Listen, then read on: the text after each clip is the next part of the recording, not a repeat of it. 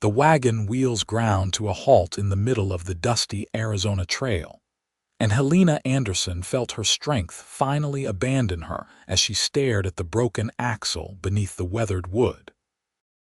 The pine coffin in the wagon bed shifted slightly with the sudden stop, and she closed her eyes against the wave of exhaustion that threatened to pull her under.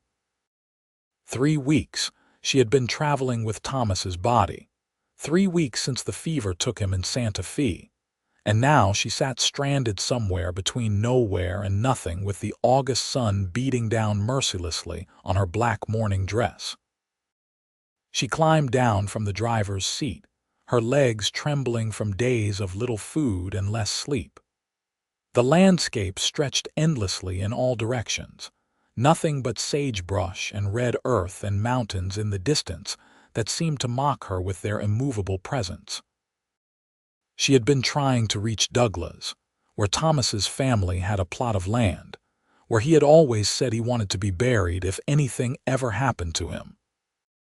She had promised him in his final fevered moments that she would see it done, holding his burning hand as life slipped away from the man she had married just 14 months earlier. Helena was 22 years old and had never felt so alone in her entire life. She walked to the back of the wagon and placed her palm flat against the coffin's lid, feeling the sun-warmed wood beneath her fingers. "I am so sorry, Thomas," she whispered. "I tried. I really tried." The sound of hoofbeats made her spin around, her hand instinctively going to the rifle she kept propped against the wagon seat. A lone rider approached from the south, moving at an easy pace that suggested he was in no particular hurry. As he drew closer, Helena could make out more details.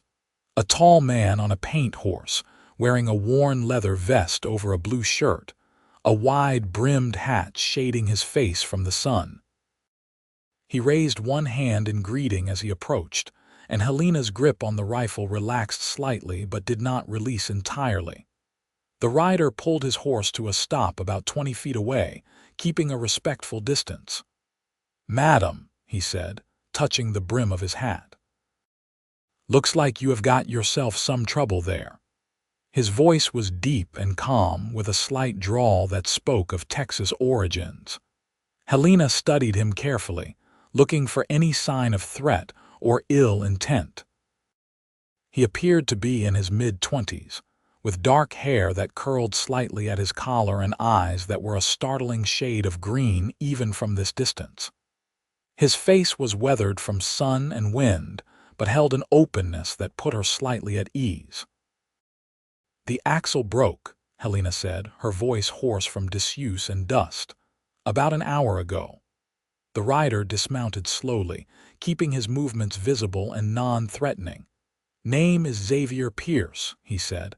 "I have got a ranch about 15 miles south of here. I was heading into Tucson for supplies when I saw your wagon." He gestured toward the broken axle. "Mind if I take a look?" Helena hesitated, then nodded. Xavier approached the wagon, kneeling down to examine the damage. He let out a low whistle. "This axle is not just broken, madam. It is completely sheared through. You must have hit something pretty hard, or it was already weakened and finally gave out." "Can it be fixed?" Helena asked, though she already knew the answer from the way he was shaking his head. "Not out here, not without the right tools and a replacement part." Xavier stood up, brushing the dust from his knees. He glanced at the wagon bed, and Helena saw his expression shift as he noticed the coffin. His eyes widened slightly, then filled with something that looked like genuine sympathy. "Madam, is that what I think it is?" "My husband," Helena said quietly. "Thomas Anderson. He died 3 weeks ago in Santa Fe. I am trying to get him to Douglas, to his family's land." Xavier removed his hat, holding it respectfully against his chest. "I am real sorry for your loss, Mrs. Anderson. That is a long journey to make alone, especially under such circumstances." He looked back toward the direction she had been heading. "Douglas is still a good 70 miles from here, maybe more depending on which route you take. Helena felt something break inside her chest, a dam that had been holding back weeks of grief and exhaustion and fear. Her legs gave out, and she sank down onto the ground, her black skirts pooling around her in the dust. She did not cry. She was too tired even for tears, but she felt the weight of failure pressing down on her shoulders like a physical thing. Xavier immediately moved toward her, then stopped, clearly uncertain whether his help would be welcome. "Mrs. Anderson, when was the last time you ate something?" he asked gently. Helena tried to remember. She had finished the last of her bread 2 days ago, and before that she had been rationing carefully, making her supplies stretch as far as possible. "I do not remember," she admitted. Without another word, Xavier went to his horse and retrieved a canteen and a cloth bundle from his saddlebag. He approached Helena slowly and offered her the canteen first. "Drink," he said simply. The water was warm but tasted like salvation. Helena drank deeply, not realizing how parched she had been until the liquid touched her lips. Xavier unwrapped the cloth bundle to reveal beef jerky and hard biscuits. "It is not much, but it will get something in your stomach," he said, offering her a piece of jerky. Helena accepted it with shaking hands and forced herself to eat slowly, though her stomach wanted to rebel against the sudden introduction of food. Xavier stood a respectful distance away, his eyes scanning the horizon as if giving her privacy in her vulnerability. "Mrs. Anderson," he said after a few minutes, "I know you do not know me from Adam, and I understand if you do not trust me, but I cannot in good conscience leave you out here alone like this. My ranch is not far, and I have a wagon there that you could use. If you are willing, I could help you get your husband to Douglas, see that he gets buried proper like you were intending." Helena looked up at him, searching his face for any hint of deception or ulterior motive. All she saw was honest concern and a quiet kindness that reminded her painfully of Thomas. "Why would you help me?" she asked. "You do not know me." Xavier was quiet for a moment, then he looked back at the coffin in the wagon. "Lost my own father 2 years ago," he said softly. "Had to bring him home from a cattle drive in Colorado. It was the hardest thing I ever had to do, and I had my brothers with me to help shoulder the burden. I cannot imagine doing it alone." He met her eyes. Nobody should have to do something like that alone. Helena felt the first tears she had shed in days beginning to well up in her eyes. "I do not have money to pay you," she said. "Thomas and we were heading to California to start fresh, but the fever, it took everything we had saved. I spent the last of it on the coffin and supplies." "I am not asking for payment," Xavier said firmly. "I am offering help because it is the right thing to do, if you will accept it." Helena looked at the broken wagon, at the coffin containing all that remained of her brief marriage, at the endless stretch of desert that separated her from keeping her promise to Thomas. Then she looked back at Xavier Pierce, this stranger who had appeared like an answer to a prayer she had been too proud to speak aloud. "I would be grateful for your help," she said finally. Xavier nodded, replacing his hat on his head. "First thing we need to do is get you and your husband's remains back to my ranch. We can secure the coffin on my horse and you can ride with me. It will not be comfortable, but it is better than spending the night out here exposed. Tomorrow, we will load him into my wagon and head for Douglas." The practical nature of his words helped ground Helena in the immediate tasks ahead rather than the overwhelming enormity of her situation. She watched as Xavier carefully examined the coffin, checking its construction to ensure it would withstand being moved. "It is well made," he observed. "Should hold together just fine." Together, they worked to unload the coffin from the wagon bed. Helena was surprised by Xavier's gentleness as he handled the pine box, treating it with the same respect he would show a living person. They used rope from Helena's supplies to secure the coffin across the back of Xavier's paint horse, balancing it carefully. The horse, a patient mare named Rosie, stood perfectly still throughout the process, as if she understood the solemnity of her burden. Helena retrieved her few personal belongings from the wagon: a carpet bag containing her spare dress and small items, Thomas's pocket watch, and the leather journal where she had been recording their journey. Xavier helped her secure these items, then held out his hand to help her mount. "You will have to ride in front of me," he explained, "just until we get to the ranch." Helena hesitated only a moment before accepting his hand. Xavier swung up behind her, his arms coming around her sides to grip the reins.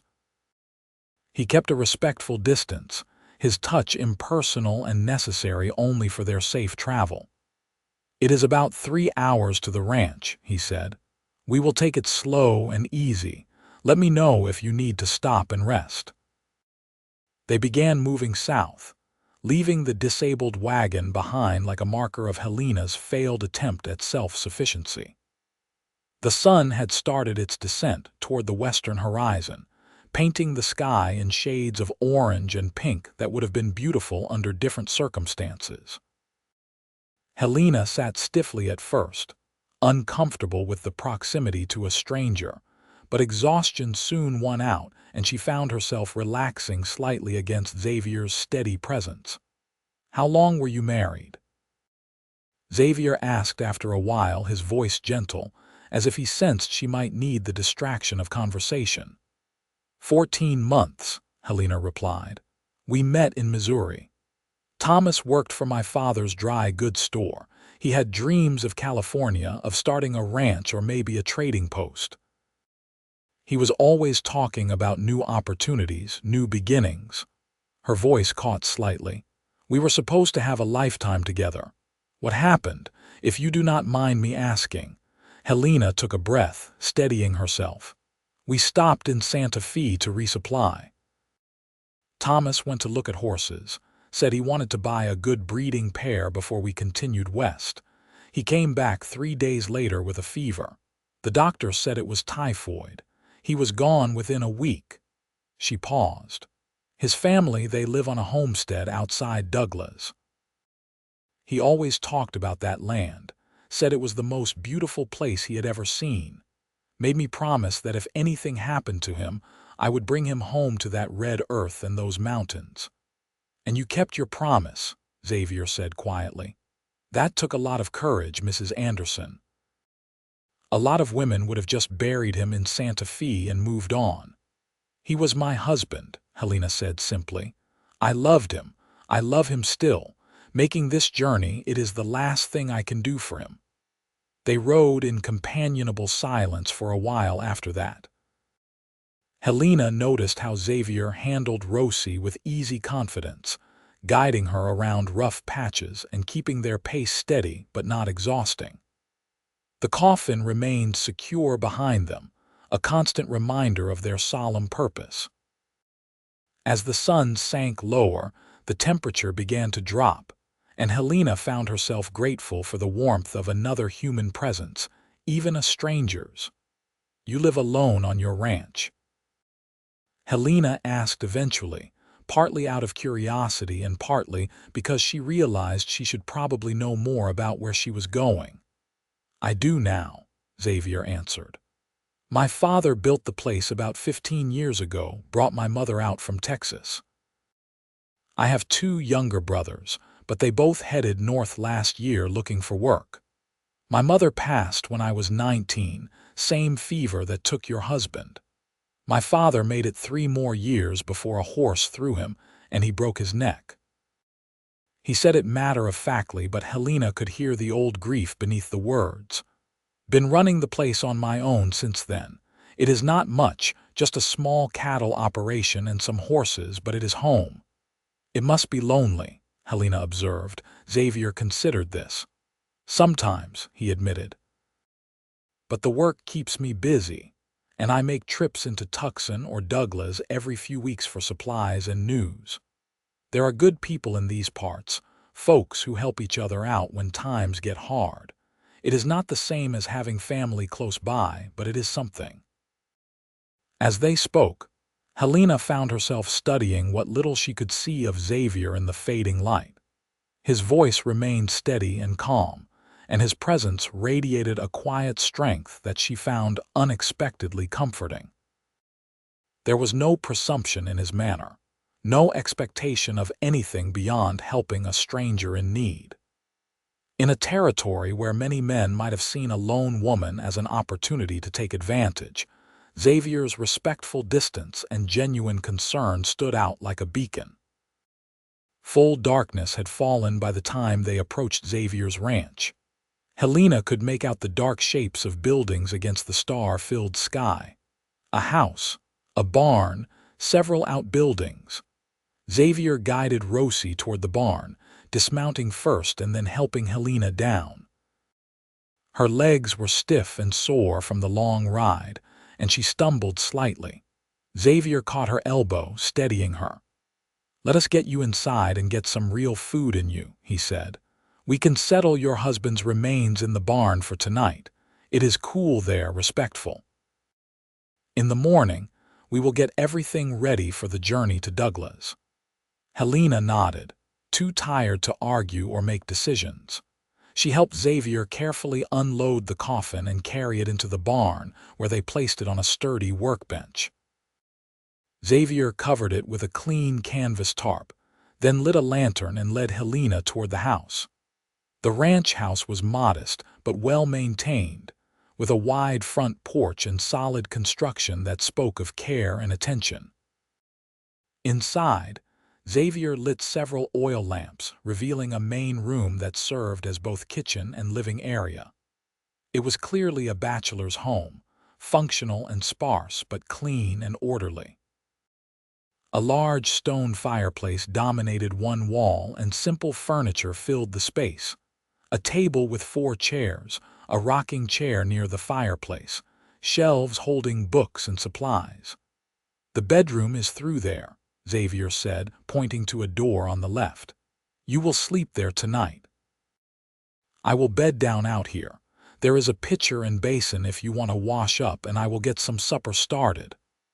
"I cannot take your bed," Helena protested weakly. "You can and you will," Xavier said firmly but kindly. "You have been through hell, Mrs. Anderson, pardon my language. You need proper rest. I have slept on worse than that couch more times than I can count." Too exhausted to argue further, Helena accepted his directive. She made her way into the bedroom, which was as simple as the main room. A large bed with a simple wooden frame, a dresser, a small table with a lamp. Everything was clean and neat. Helena found the pitcher filled with fresh water and gratefully washed the dust and grime from her face and hands. She caught sight of herself in the small mirror above the dresser and barely recognized the woman staring back. Pale, hollow-eyed, her dark hair escaping from its pins in wild tangles, her morning dress stained with dust and sweat. She looked like a ghost, she thought. A ghost trying to escort another ghost home. When she emerged from the bedroom, drawn by the smell of cooking food, she found Xavier at the stove, frying salt pork and warming beans. He had set the table with 2 plates, 2 cups, and a fresh loaf of bread that looked like it had come from town recently. "Nothing fancy," he said when he noticed her, "but it is hot and filling." They sat down to eat, and Helena found her appetite returning with a vengeance. The simple food tasted incredible after weeks of cold rations and hunger. Xavier ate quietly, not pushing conversation, seeming to understand that she needed time and space to process everything that had happened. "Thank you," Helena said finally, setting down her fork. "I do not know what I would have done if you had not come along. I had almost given up." Xavier met her eyes across the table. "You would have figured something out," he said. "You made it 3 weeks on your own with a burden most folks could not even imagine carrying. That takes more strength than you probably realize. I did not feel strong, Helena admitted. I felt like I was barely holding on. That is what strength is sometimes, Xavier said. Not the absence of fear or doubt, but keeping going despite them. He paused. My father used to say that courage is not about never falling down. It is about getting back up every time you do. Helena felt tears prickling at her eyes again. Your father sounds like he was a wise man. He had his moments, Xavier agreed with a small smile. Other times he was stubborn as a mule and twice as ornery. But he taught me to help folks when they need it, to do right even when it is not easy. Said that is what separates decent people from the other kind. After they finished eating, Xavier insisted that Helena go straight to bed while he cleaned up. She was too tired to protest. She fell into the bed still wearing her chemise and petticoat, too exhausted even to properly undress, and was asleep within moments of her head touching the pillow. She woke once in the deep night, disoriented and afraid, before remembering where she was. Through the open bedroom door, she could see Xavier's form on the couch in the main room, his steady breathing indicating deep sleep. The sound was oddly comforting, and Helena found herself relaxing back into the mattress. For the first time in weeks, she felt safe. When she woke again, sunlight was streaming through the bedroom window. She sat up, momentarily confused by the unfamiliar surroundings, then remembered everything. The broken wagon, Xavier's arrival, the journey to his ranch. She could hear sounds from the main room and smell coffee brewing. Helena rose and did her best to make herself presentable, using the water in the pitcher to wash and attempting to tame her hair into some semblance of order. Her morning dress was badly wrinkled and stained, but it was all she had until she could retrieve her spare dress from her belongings. When she emerged from the bedroom, she found Xavier at the table, going through what looked like supplies and making notes on a piece of paper. "Morning," he said, looking up with a slight smile. "Coffee is ready, and there is biscuits and jam if you are hungry. I was just working out what we will need for the trip to Douglas. Figure it will take us 3 days, maybe 4 if we hit any trouble. We will need food, water for us and the horses, camping supplies since we will be sleeping rough at least 2 nights. Helena poured herself a cup of coffee and sat down across from him. "I do not want to take you away from your ranch for so long," she said. "You must have work that needs doing." Xavier shrugged. "Cattle can wait a few days. I've got a neighbor who can check on things while I am gone." "This is more important," he met her eyes. "Mrs. Anderson, I made you an offer yesterday and I meant it. I am going to help you get your husband to Douglas and see him properly buried. That is a promise." Helena felt warmth spread through her chest, a feeling she had not experienced in what felt like forever. "Please," she said softly, "call me Helena. I think we are past formalities considering the circumstances." Xavier nodded. "Helena it is. And you can call me Xavier or just Pierce if you prefer. Most folks use both depending on their mood." "Xavier," Helena tested the name. "It suits you. I have not heard it often." "My mother's choice," Xavier explained. "She had a brother by that name who died young, wanted to honor his memory." He pushed the supply list toward her.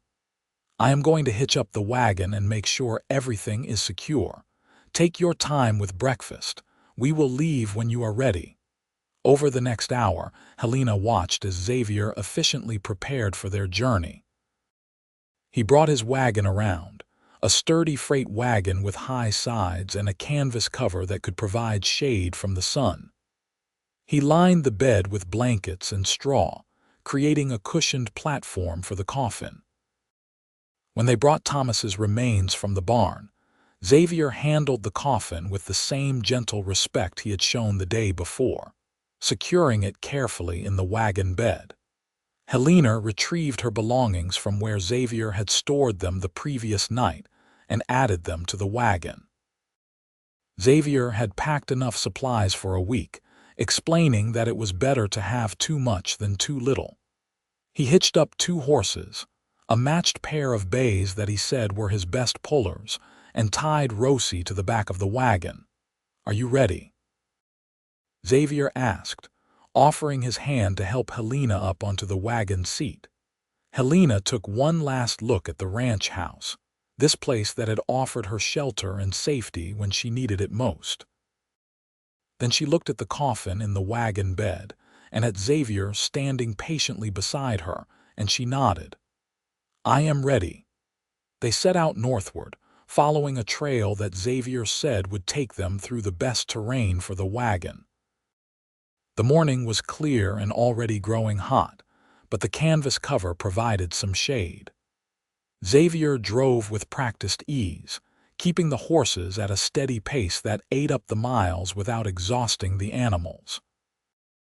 As they traveled, Xavier pointed out landmarks and shared information about the territory. Helena found herself genuinely interested, asking questions and engaging in conversation that felt almost normal, almost like she was just a traveler hearing stories rather than a widow bringing her husband home for burial. She sensed that Xavier was deliberately trying to distract her, to give her something to think about besides her grief, and she was grateful for his intuition. "How did you end up in Missouri?" Xavier asked at one point. "You do not sound like you are from there originally." "I am not," Helena confirmed. "I was born in Pennsylvania, outside Philadelphia. My parents moved west when I was 12, looking for better opportunities. My father opened his store in a town called Liberty, did well enough that we had a comfortable life. I helped in the store, kept the books, managed inventory. That is where I met Thomas. Did you mind leaving? When you married and headed west?" Helena considered the question. "Yes and no," she said honestly. "I loved my parents, loved the life we had built. But I also wanted to see what else was out there, wanted to have my own adventure. Thomas promised me California, the ocean, a new life. It sounded wonderful." Her voice grew quiet. "It still sounds wonderful, but I do not know if I can do it alone." "What will you do after?" Xavier asked gently. "After we get to Douglas, after the burial. Will you go back to Missouri?" "I do not know," Helena admitted. "I have not let myself think that far ahead. I have been so focused on keeping my promise to Thomas that I have not considered what comes next for me." She turned to look at Xavier. "Is that cowardly, not planning for my future?" "No," Xavier said firmly. "It is survival. You take things one step at a time, deal with what is right in front of you. The future will still be there when you are ready to face it." They traveled throughout the day, stopping only briefly to rest the horses and take some food themselves. Xavier proved to be an easy traveling companion, knowing when to fill the silence with conversation, and when to let Helena be alone with her thoughts. As the sun began to set, he found a good camping spot near a small creek, where there was water for the horses and some shelter from a stand of cottonwood trees. Xavier showed Helena how to help set up camp, not in a condescending way but simply sharing tasks as they needed to be done. They built a small fire, and he heated beans and coffee while Helena laid out their bedrolls. Without discussion, Xavier arranged his bedroll on the opposite side of the fire from Helena's, maintaining that respectful distance that made her feel safe rather than alone. As they ate their simple dinner, Helena found herself watching Xavier in the firelight. He was a handsome man, she admitted to herself, though it felt strange and slightly guilty to notice such things. But more than his physical appearance, it was his inherent kindness that drew her attention. The way he checked on the horses before seeing to his own comfort, the way he made sure she had enough to eat before he took his own portion, the way he treated Thomas's coffin with such dignity. "Can I ask you something?" Helena said suddenly. Xavier looked up from his coffee. "Of course." "Why have you never married? A man like you with land and a home, you must have had offers." Xavier was quiet for a moment, staring into the fire. "There was a girl once," he said finally. "Sarah Miller. We courted for about a year, talked about getting married. This was right after my father died, and I was struggling to keep the ranch going on my own.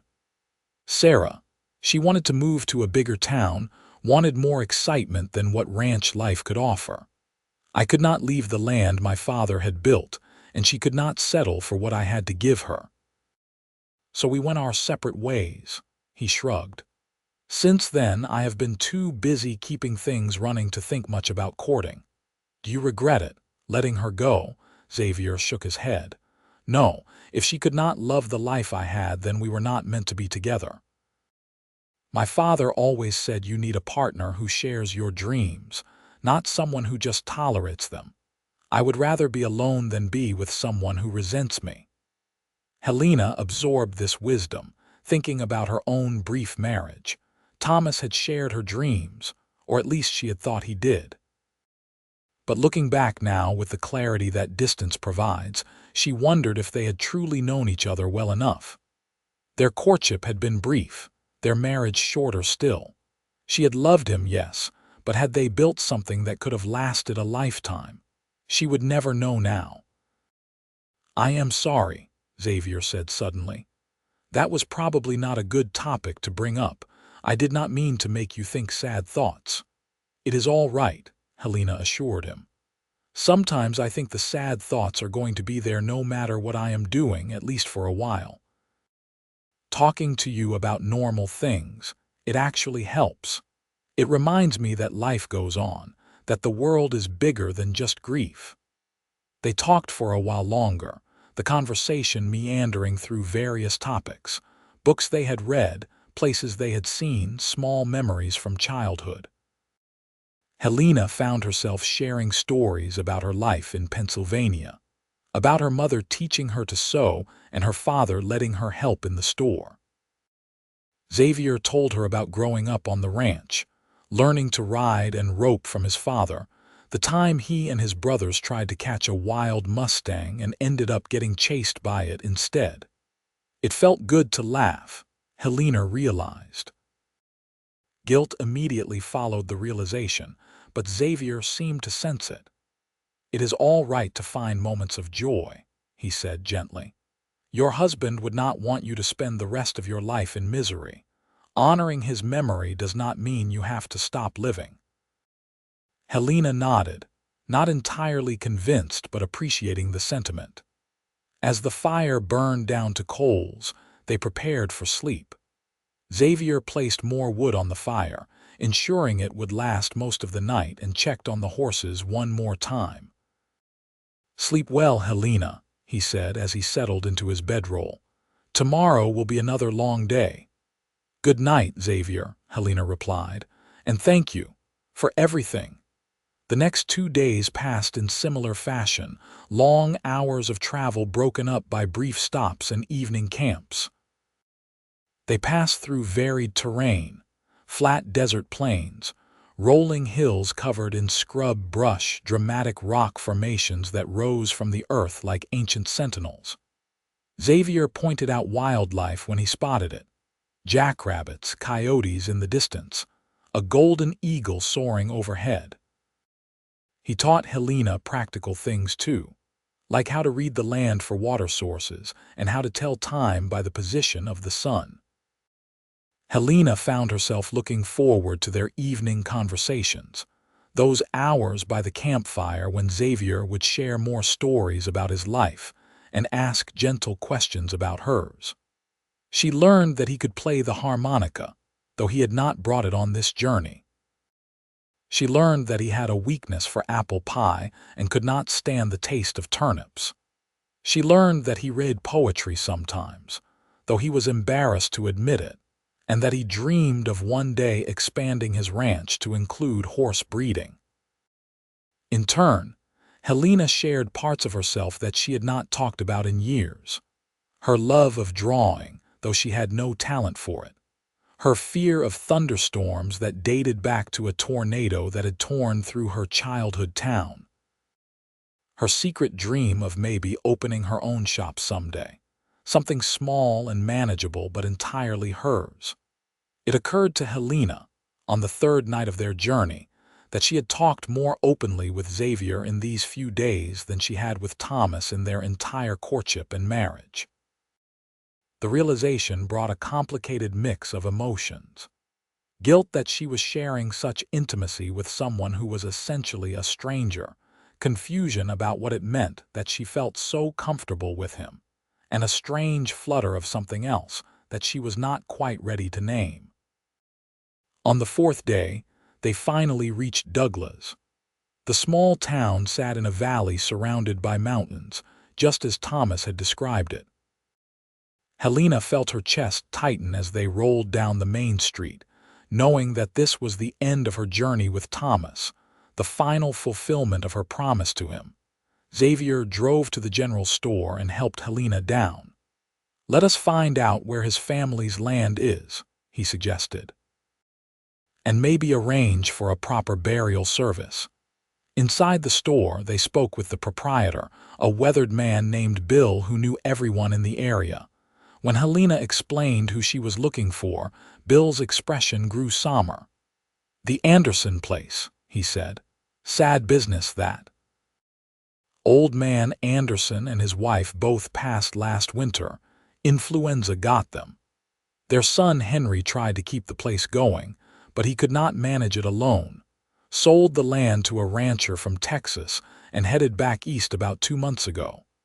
Helena felt the ground shift beneath her feet. "But Thomas," she said weakly, "he wanted to be buried there on the family land." "I am real sorry, madam," Bill said sympathetically. "I did not know Thomas had died or that you were bringing him home. That is a hard thing to learn after coming so far." Xavier's hand touched Helena's elbow, steadying her. "Is there a cemetery here in town?" he asked Bill. "Yes, sir, up on the hill north of town. The church oversees it. Reverend Matthews, he is a good man. I am sure he would be willing to help with arrangements." Helena could not speak, could not process this new blow. After everything, after coming so far and holding on so tight to her promise, the land Thomas had spoken of with such longing was gone, sold to strangers. She felt Xavier's arm go around her shoulders, supportive and warm. "Thank you for the information," Xavier told Bill. He guided Helena back outside into the afternoon sunlight. She stood beside the wagon, staring at the coffin that had been her constant companion for weeks, and finally let the tears come. Xavier did not try to stop her crying or offer platitudes. He simply stood beside her, one hand resting gently on her shoulder, providing silent support as she grieved not just for Thomas, but for the failure of her promise, for the end of something she had held on to with desperate determination. When the tears finally subsided, leaving Helena drained and hollow, Xavier spoke quietly.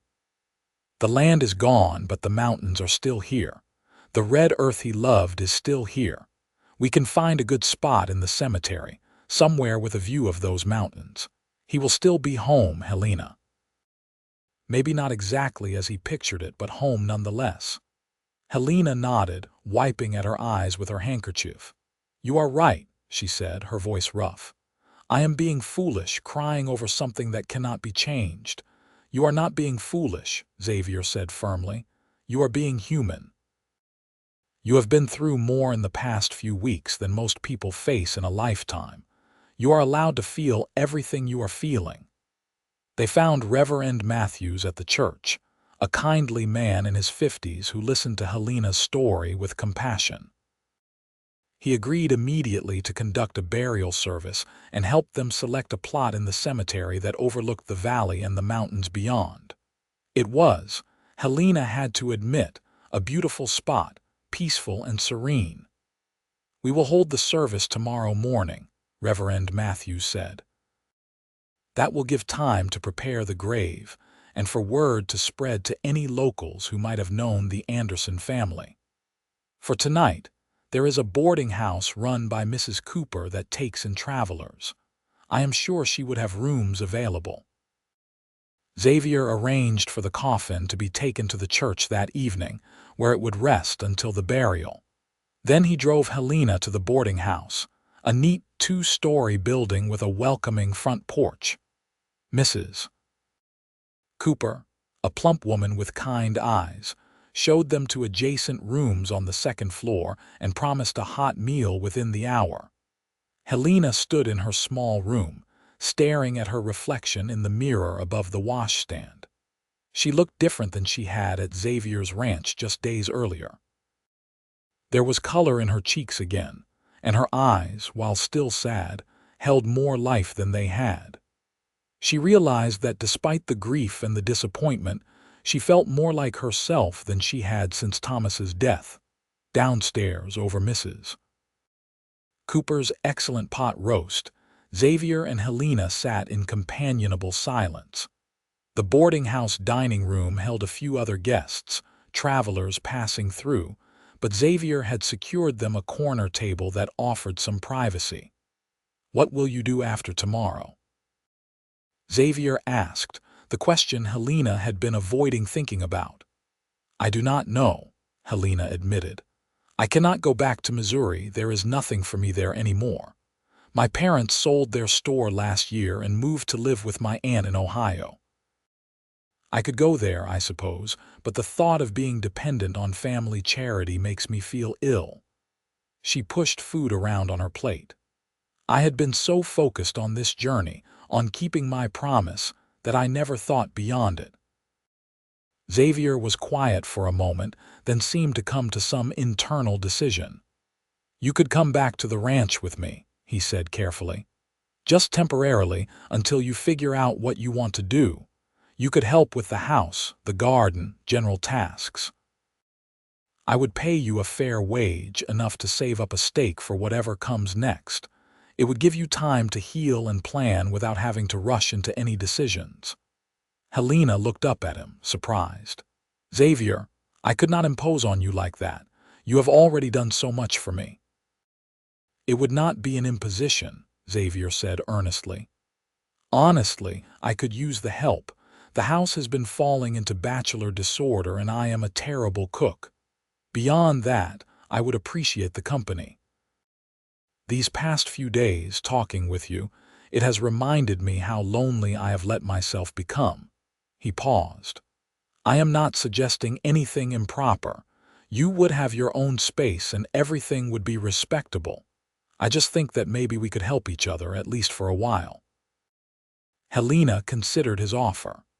The thought of going to Ohio, of living as a dependent in someone else's household, filled her with dread.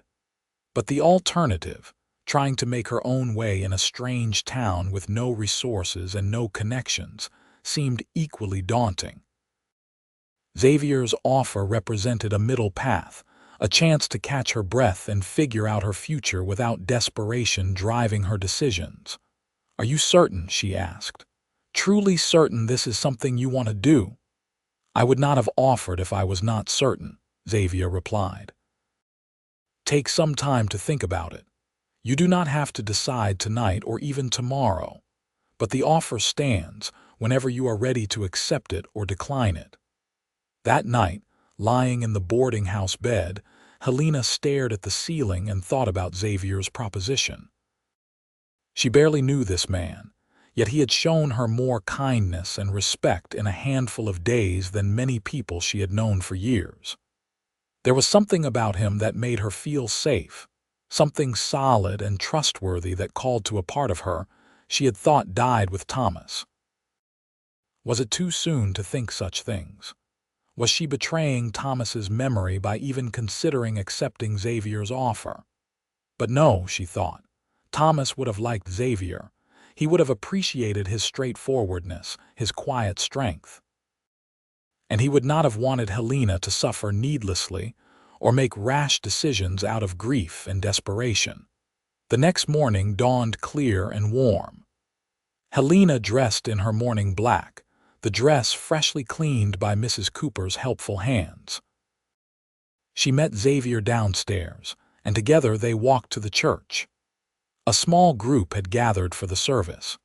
Reverend Matthews, Bill from the general store, Mrs. Cooper, and a handful of other townspeople who had known the Anderson family and come to pay their respects to the son. The service was simple but heartfelt. Reverend Matthews spoke about the journey of life and the peace that comes at its end. He talked about love and loss, about keeping promises and honoring those who have gone before. Helena stood at the graveside, feeling Xavier's steady presence beside her, and said her silent goodbye to the man she had married, the future they would never have. When it came time to lower the coffin into the ground, Xavier stepped forward to help. Helena watched as Thomas disappeared into the red earth he had loved and felt something shift inside her. It was not closure exactly, but perhaps acceptance. She had kept her promise. She had brought him home. Now it was time to let go and face whatever came next. After the service, as the small crowd dispersed, Helena stood alone at the grave while Xavier gave her space to have a final private moment. "I am sorry it could not be exactly as you wanted," she whispered to the freshly turned earth. "But you are home, Thomas. You are home and you are at peace. I will carry you with me always, but I have to keep living now. I hope you understand. I hope you would want that for me." She removed her wedding ring, looking at it one last time in the sunlight, then placed it in her pocket. It did not feel right to wear it anymore, but neither could she bear to leave it behind. It would be something to remember, a token of what had been. Xavier was waiting by the cemetery gate when she walked back down the hill. He did not ask if she was all right, did not offer meaningless comfort. He simply fell into step beside her, and they walked back toward the center of town together. "I have been thinking about your offer," Helena said as they walked. "If it still stands, I would like to accept it, just for a little while until I can figure out what I want to do with my life." Xavier's face broke into a genuine smile, the first she had seen from him. It transformed his features, making him look younger and somehow lighter. "It still stands," he confirmed. "I am glad you will accept it. I think it will be good for both of us." They spent the rest of the day in Douglas, purchasing supplies they would need for the journey back and for Helena's stay at the ranch. Xavier insisted on buying her a proper riding skirt and boots, practical clothing that would serve her better than her morning dresses. He also purchased fabric and sewing supplies at her request, explaining that having projects to work on would help her feel productive. That evening they stayed again at Mrs. Cooper's boarding house. In the morning, they would begin the journey back to the ranch. But this time, Helena realized she was not traveling toward an ending but toward a beginning. It was terrifying and exhilarating in equal measure. She stood at her window that night, looking out at the mountains silhouetted against the starry sky, and whispered one more goodbye to Thomas, to the life she had planned, to the woman she had been. Then she turned away from the window and toward whatever tomorrow would bring. The journey back to Xavier's ranch took 4 days, just as the journey to Douglas had. But this time, the atmosphere was different. There was no coffin in the wagon bed, no weight of grief and obligation pressing down on them. Instead, there was space for conversation to flow more easily, for laughter to come without guilt, for the tentative beginnings of friendship to deepen into something more substantial. Xavier told Helena stories about his childhood that had her laughing until tears ran down her face. The time he and his brothers tried to give the pigs a bath and ended up muddier than the animals. The Christmas when they attempted to surprise their mother with breakfast in bed and nearly burned down the kitchen. The elaborate prank war that had lasted an entire summer and ended only when their father threatened to send them all to work for the meanest rancher in 3 counties. Helena shared her own memories, learning to ride a bicycle and crashing into her father's store window display. The time she accidentally dyed her mother's best tablecloth purple while trying to make paint for her drawings. the traveling theater troupe that came through town when she was 16 and sparked dreams of adventure in far-off places. They talked about more serious things too. Helena spoke about her grief for Thomas, how it came in waves sometimes, catching her off guard with its intensity. Xavier listened without judgment, sharing his own experience of loss when his mother and then his father died, the strange guilt that came with moving forward, the fear that healing meant forgetting. It does not mean forgetting, Xavier assured her one evening as they sat by their campfire. Healing just means the wound stops bleeding. The scar stays, reminding you of what you lost, but it does not hurt every time you breathe anymore. Helena found comfort in his words and in his presence. She was coming to realize that Xavier Pierce was a remarkable man, strong but gentle, practical but thoughtful, quiet but articulate when he chose to speak. He treated her as an equal, asking her opinion on decisions about their route and listening seriously to her answers. He shared tasks with her naturally, without making her feel either coddled or exploited. And if sometimes she caught herself admiring the way his hands looked holding the reins, or noticing how the firelight played across his features, or feeling a flutter in her chest when he smiled at her, well, she was not quite ready to examine those feelings too closely. It was too soon, she told herself. She was still grieving, still figuring out who she was as a woman alone in the world. Whatever she might be feeling was probably just gratitude, just the natural response to kindness in a time of need. When they finally reached the ranch, Helena felt an unexpected surge of homecoming. The small house and barn, the corrals and outbuildings, even the dusty yard, all seemed welcoming in a way that surprised her. This place represented safety and a fresh start, a pause in the chaos where she could breathe and heal. Xavier helped her carry her belongings into the house. "The bedroom is yours," he said firmly when she started to protest. "I have already moved my things out to the bunkhouse. It is perfectly comfortable, and this way, everything is proper and respectable. You will have privacy and space." Over the following days, Helena settled into life on the ranch. She took over the kitchen, discovering that she enjoyed cooking and was reasonably good at it. She cleaned and organized the house, not because Xavier demanded it, but because it gave her a sense of purpose and accomplishment. She planted a small garden near the house, working the soil with her hands and finding unexpected peace in the simple act of nurturing growing things. Xavier, in turn, began teaching her practical skills for ranch life. He showed her how to saddle and bridle a horse properly, how to handle Rosie's gentle temperament and read her signals.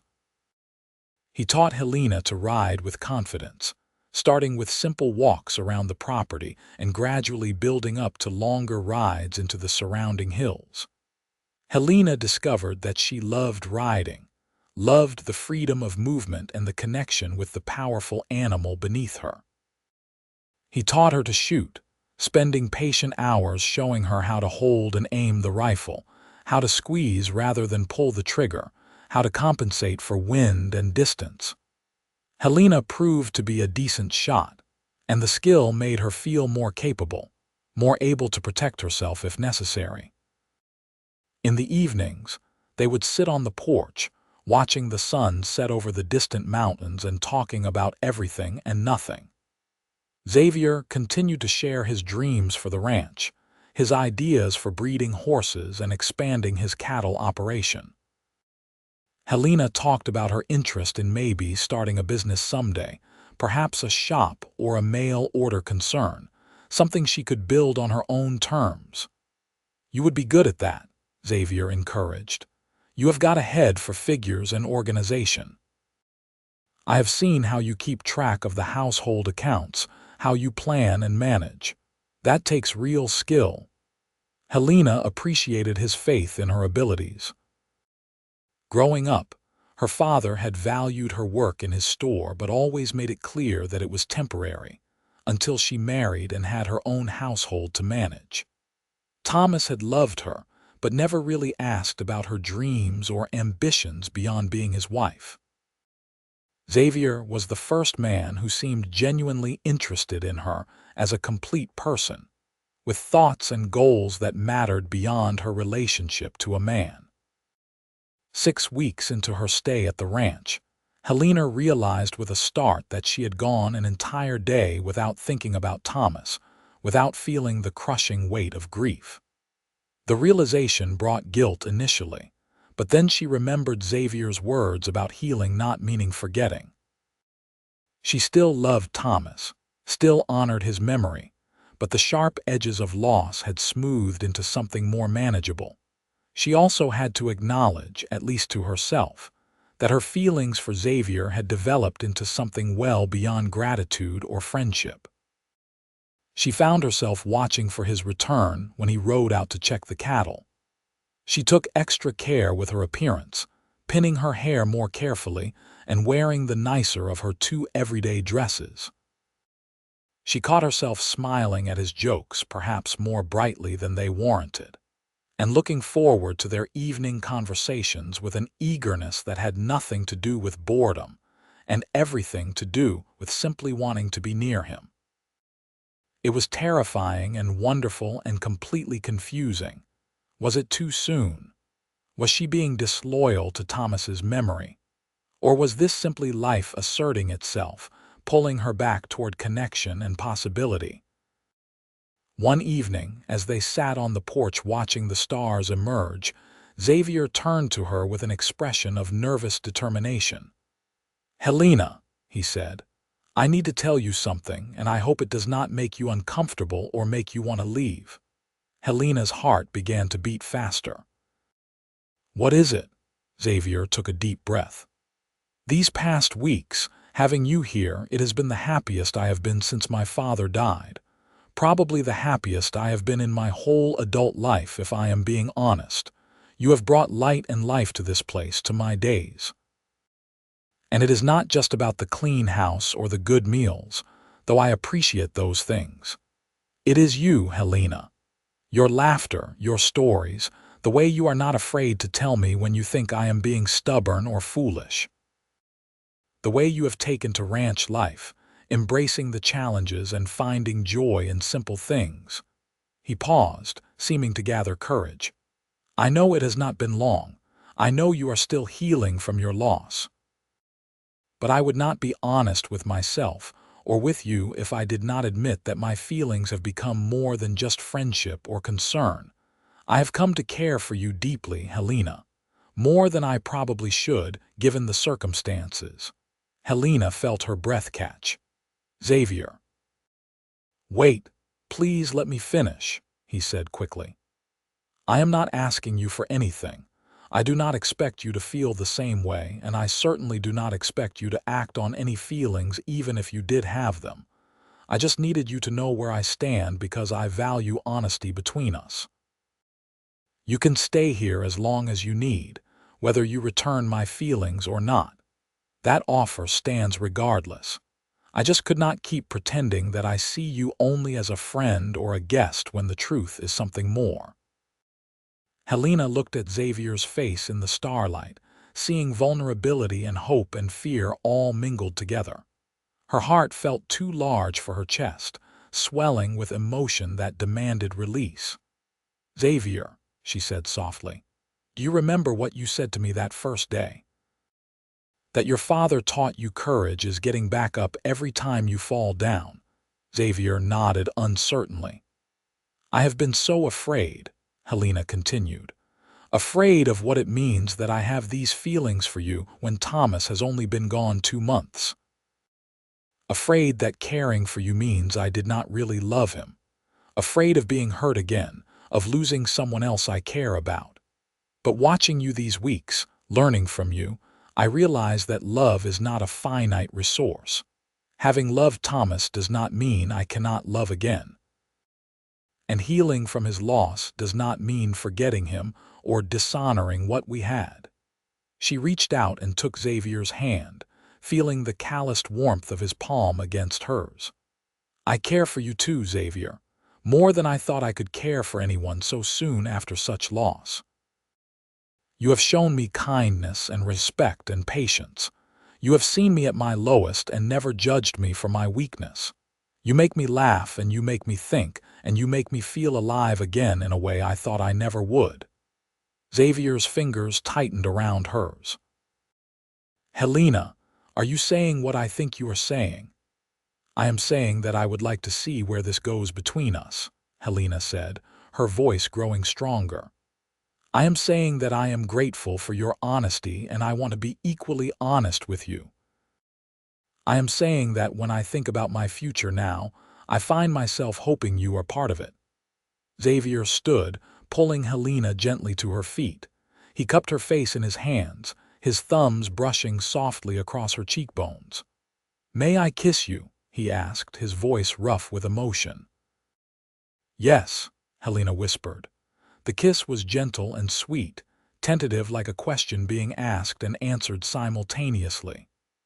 Helena felt warmth flood through her body, a feeling of rightness that she had not experienced in so long. When they pulled apart, both were smiling. "I have wanted to do that for weeks," Xavier admitted. "I have wanted you to do that for weeks," Helena replied, making him laugh. They stood together on the porch, wrapped in each other's arms, and Helena felt pieces of her heart that had broken begin to knit back together. She knew Thomas would approve, would want her to find happiness again. And while she would always carry a piece of him with her, she was ready now to embrace the future standing before her. Over the following months, Helena and Xavier's relationship deepened and flourished. They moved at a pace that felt right to both of them, building on the foundation of friendship they had already established. Xavier courted her properly, despite their unconventional living arrangement, bringing her wildflowers he found on the range and carving her a beautiful wooden box to hold her sewing supplies. Helena opened up more about her life before Thomas, about her dreams and fears and hopes. Xavier shared his own vulnerabilities, talking about his insecurities, sometimes about whether he was capable enough to maintain his father's legacy, about his loneliness before Helena came into his life, about his growing certainty that she was the partner he had been waiting for without even knowing it. They worked side by side on the ranch, Helena taking on more responsibilities as her skills grew. She learned to help with the cattle, to mend fences, to assist with foaling when Xavier's mare gave birth to a beautiful paint filly. Xavier, in turn, supported Helena's emerging business idea, a mail-order concern selling hand-sewn goods to folks in remote areas. He helped her set up contacts in Douglas and Tucson, built her shelves for storing inventory, and praised her designs with genuine admiration. 6 months after Helena first arrived at Xavier's ranch as a grieving widow with nowhere else to go, she stood in the kitchen preparing dinner and realized she was singing. The realization made her stop and laugh at herself. When had she started singing again? When had the weight lifted enough for such simple joy to return? Xavier came in from his work, his face lighting up when he saw her. "That is a beautiful sound," he said, hanging his hat on the hook by the door. "What is?" Helena asked, though she knew. "You being happy," Xavier said simply. He crossed the room and wrapped his arms around her from behind, resting his chin on her shoulder. "Helena, I have a question to ask you, and I want you to know there is no pressure. You can say no, and nothing between us has to change. But if you say yes, you would make me the happiest man in the Arizona territory." Helena's heart began to race. She turned in his arms to face him, seeing the nervous hope in his green eyes. Xavier reached into his pocket and pulled out a simple gold band set with a small but beautiful sapphire. "This was my grandmother's ring," he explained. "My father gave it to my mother when he proposed.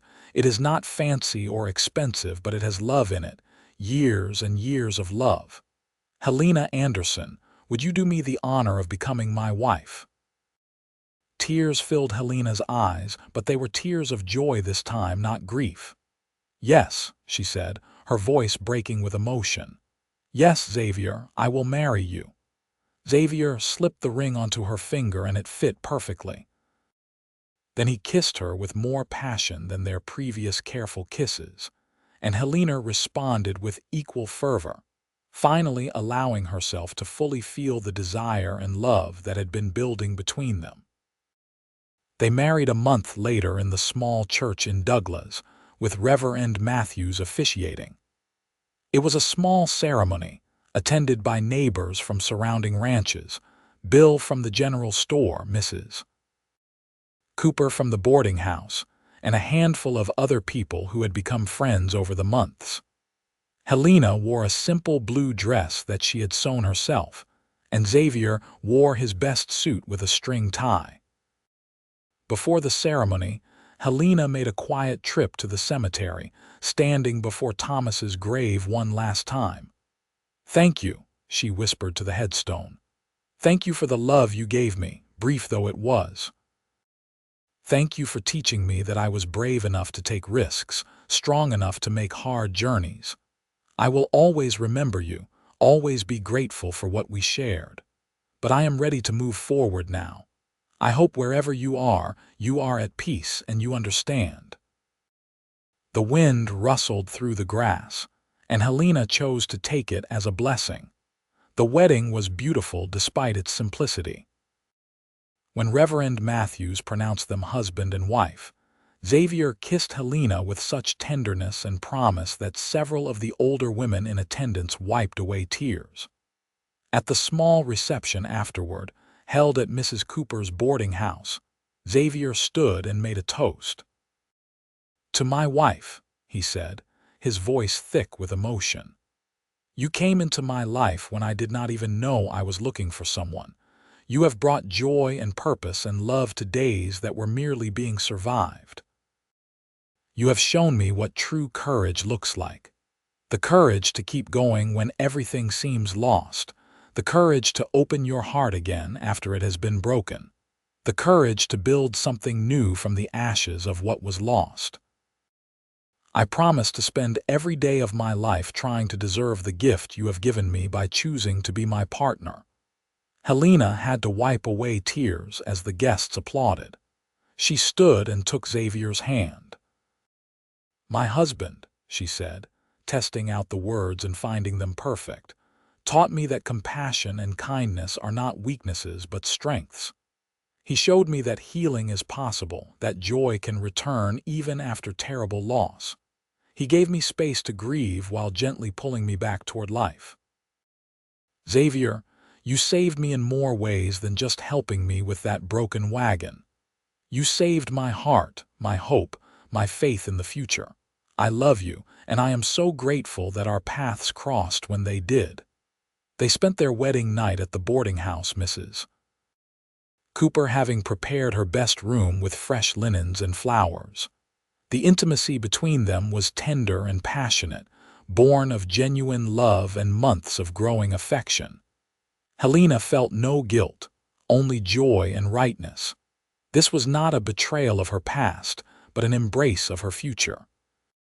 They returned to the ranch the next day, and Helena moved her belongings from the main house bedroom into the bunkhouse, which Xavier had transformed into a proper bedroom for them both. He had added furniture, curtains, and small touches that made it feel like a real home rather than just a place to sleep. Life on the ranch settled into new rhythms. Helena and Xavier worked together during the days, their partnership extending beyond just their marriage into every aspect of ranch management. Helena's mail-order business grew steadily, and she began contributing financially to the household in a way that gave her pride and independence, even within marriage. Xavier never saw her income as his to control. Instead, he encouraged her to save and invest it as she saw fit, supporting her goal of eventually expanding into a larger operation. A year into their marriage, Helena discovered she was pregnant. The news brought mixed emotions. Joy at the prospect of starting a family with Xavier, but also a touch of sadness as she thought about the child she might have had with Thomas, the family that would never be. Xavier held her as she cried through the complicated feelings, understanding without needing explanation. "It is all right to feel everything you are feeling," he assured her. "Joy and sadness can exist together. You can honor what was while celebrating what is." Their son was born in the spring, delivered by Mrs. Cooper, who had traveled from Douglas to help. They named him Thomas Xavier Pierce, honoring both the past and the present. When Helena held her son for the first time, she felt a sense of completion, of circles closing and new ones beginning. She knew that her first husband lived on not just in her memories, but in the name she gave this child born of her second marriage, born of love that had grown from tragedy into something beautiful. Xavier was a devoted father, marveling at every tiny movement and sound his son made. Helena watched him with Thomas Xavier, and fell even more deeply in love with this man who had come into her life when she needed him most. 2 years later, they welcomed a daughter, whom they named Rose Elizabeth, after Xavier's mother and Helena's mother respectively. The ranch prospered as Xavier's horse breeding program took off, and Helena's business expanded to include not just sewn goods, but also preserved foods and other household items that she shipped throughout the territory. They bought the land adjacent to Xavier's original ranch, expanding their operation and hiring help to manage the increased workload. Helena proved to have a keen business sense, and Xavier willingly shared decision-making with her, valuing her input and trusting her judgment. 5 years after Helena first arrived at Xavier's ranch with her husband's Coffin, she stood on the porch of their now expanded home, watching Xavier teach young Thomas how to rope a fence post while baby Rose played at her feet. The ranch bustled with activity. Hired hands tending the cattle and horses, chickens scratching in the yard, the garden flourishing under Helena's care. She thought back to that desperate woman who had sat in the dust beside a broken wagon, feeling like she had reached the end of everything. She thought about the kind stranger who had stopped to help, who had seen past her grief to the person underneath. She thought about the journey to Douglas, the disappointment of finding the family land sold, the moment she chose to accept Xavier's offer and take a chance on an unknown future. Every choice had led her here, to this moment of profound contentment and gratitude. She had loved Thomas, and she always would carry a piece of him with her. But Xavier had given her a life she never could have imagined, a partnership built on respect and trust and genuine affection that deepened with every passing year. Xavier looked up from his lesson with Thomas and caught her eye. He smiled, that wonderful smile that still made her heart flutter, and raised his hand in a small wave. Helena waved back, her wedding ring catching the sunlight. Rose tugged at her skirt, demanding attention, and Helena scooped her daughter up, pressing a kiss to her dark curls. This was home. This was family. This was the life she had built from the ashes of loss, with the help of a compassionate cowboy who had seen a woman in need and offered his hand without asking for anything in return. That evening, after the children were asleep, Helena and Xavier sat together on the porch as they had done countless times before. Xavier held her hand, his thumb tracing circles on her palm. "You ever think about that day we met?" he asked. "When I came across your broken wagon?" "All the time," Helena admitted. "I think about how close I came to just giving up, how if you had come along an hour later or taken a different route, my whole life might have been different." "I think about it too," Xavier said. "I almost did take a different route that day. I was debating between the northern trail and the southern one, and at the last minute, something made me choose south. Call it fate, providence, or just dumb luck, but I will be grateful for it every day of my life. I was so scared of you at first, Helena remembered with a small laugh. This stranger appearing out of nowhere, and I was so vulnerable, so exhausted. But you were so kind, so respectful. You never made me feel like I owed you anything. You never owed me anything, Xavier confirmed. You still do not. Everything you have given me, your love, your partnership, our family, those are gifts freely given. That makes them all the more precious. Helena leaned her head against Xavier's shoulder, feeling the solid warmth of him, the steady beat of his heart. I love you, she said simply. Thank you for helping me bury the past and build a future. Thank you for choosing to build that future with me, Xavier replied, kissing the top of her head. They sat in comfortable silence as the stars emerged overhead. The same stars that had watched over Helena's journey with her first husband's coffin, that had witnessed her despair and her healing, that now looked down on the family she had created with her second husband. The past was not forgotten, but it no longer defined her. She had honored Thomas's memory and kept her promise to him, and in doing so, she had found her way to a love and a life beyond what she had ever imagined possible. The ranch would continue to grow and prosper. More children would come. Another son named James, and finally a daughter named Sarah. Helena's business would expand beyond mail order to include an actual shop in Douglas, managed by a young woman Helena mentored and supported. Xavier's horse breeding program would become known throughout the territory, and people would travel from far away to purchase his stock. But more than the material success, Helena and Xavier would build a life characterized by mutual respect, genuine partnership, and deep, abiding love. They would weather droughts and hard winters, economic downturns and personal losses. Through it all, they would face everything together, their bond strengthening with each challenge overcome. On their 25th wedding anniversary, Xavier would take Helena back to the place where they first met, to the spot where her wagon had broken down all those years ago. He would have arranged for a picnic, and they would sit on a blanket on the red earth, looking out at the mountains and remembering. "You have any regrets?" Xavier would ask her then. Helena would think about Thomas, about the brief marriage that ended too soon. She would think about the hard journey with his coffin, the disappointment in Douglas, the uncertainty of those early months at the ranch. She would think about all the twists and turns that had brought her to this moment. "No," she would say honestly.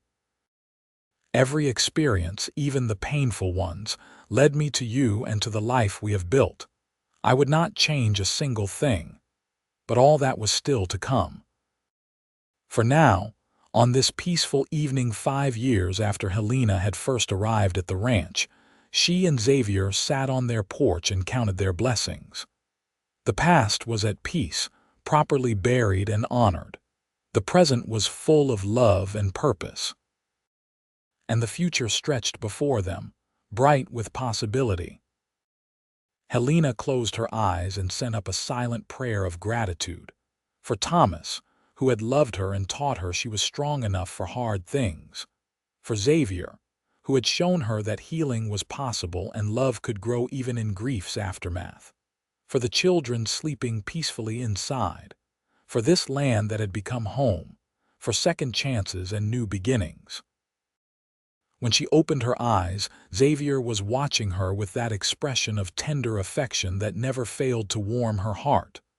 "What are you thinking about?" he asked. "Everything," Helena said with a smile, "and nothing. Just how lucky I am, how grateful." "I am the lucky one," Xavier countered, but Helena shook her head. "We both are," she said firmly. "That is the beauty of it. We found each other when we both needed finding. We built something together that neither of us could have built alone." Xavier pulled her closer, and they sat wrapped in each other's arms as the night deepened around them. Inside the house, their children slept safely. The ranch animals settled down for the night. The land they had worked so hard to maintain and improve stretched out in all directions, a testament to their partnership and perseverance. This was the life Helena had built from the ashes of loss. This was the future she had chosen when she accepted Xavier's offer of help that first day, and then his offer of partnership months later, and finally his offer of forever when he proposed. Every choice had mattered. Every step of the journey, even the painful ones, had brought her home. And home, Helena understood now, was not a place but a person. Home was Xavier's steady presence and unwavering support. Home was the family they had created together. Home was the ranch they had built into something prosperous and enduring.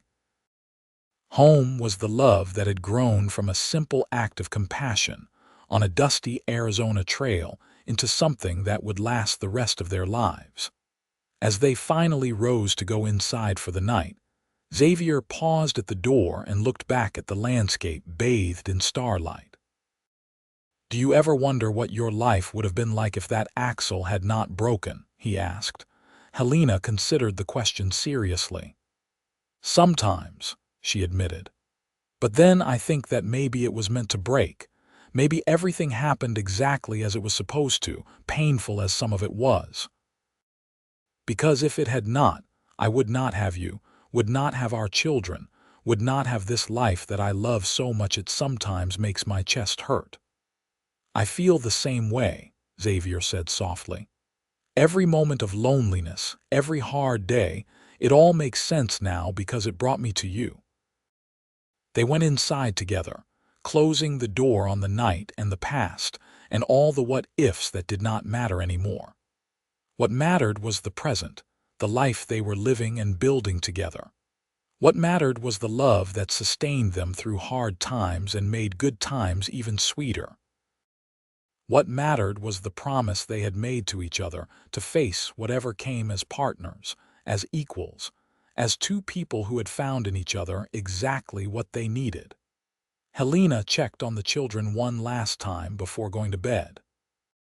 Thomas Xavier slept with his arms thrown wide, looking so much like his father that it made her smile.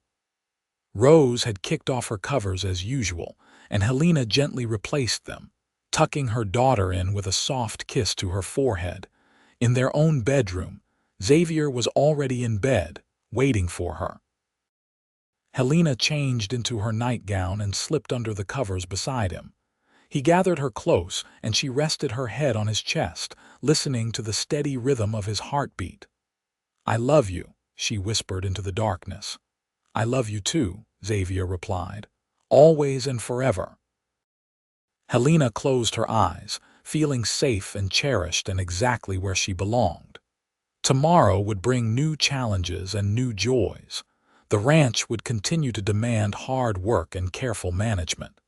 The children would grow and test boundaries and need guidance. Life would unfold in all its complicated, beautiful, unpredictable glory. But tonight, Helena was at peace. She had buried the past with honor and respect. She had grieved what was lost and celebrated what was found. She had learned that the heart was capable of loving more than once, and that new love did not diminish or replace the old, but existed alongside it, adding depth and richness to life's tapestry. Most importantly, she had learned that sometimes the worst moments of our lives lead directly to the best ones. That breakdown on a dusty trail had led to this. A loving marriage, beautiful children, a thriving ranch, a life filled with purpose and partnership. The compassionate cowboy who had stopped to help a desperate widow had become her husband, her partner, her home. And as Helena drifted off to sleep in Xavier's arms, she sent up one final thought of gratitude to whatever force had brought them together on that fateful day. She had traveled so far with her first husband's coffin, honoring the past with every difficult mile. But in doing so, she had found her future, had found Xavier, had found herself. The past was properly buried now, laid to rest in the red earth of Arizona with love and respect. But Helena was very much alive, living fully in the present and looking forward to all the tomorrows yet to come. She had survived the worst that life could throw at her, and she had emerged stronger, wiser, and infinitely more grateful for the simple blessings of love and home and family. This was her happy ending, but it was also her beginning. Every day with Xavier and their children was a gift, a new chapter in a story that had once seemed finished, but had instead taken an unexpected and beautiful turn. She had been saved by kindness, healed by patience, and transformed by love. And she would spend the rest of her days being grateful for the broken wagon that had forced her to stop, to accept help, and to open her heart to possibilities she never knew existed. As she surrendered to sleep, Helena smiled, her hand finding Xavier's even in slumber. The journey had been long and hard, but she had made it home at last. And this home, built on compassion and watered with tears both bitter and sweet, would stand strong through all the years to come, a testament to the power of human kindness and the resilience of the human heart.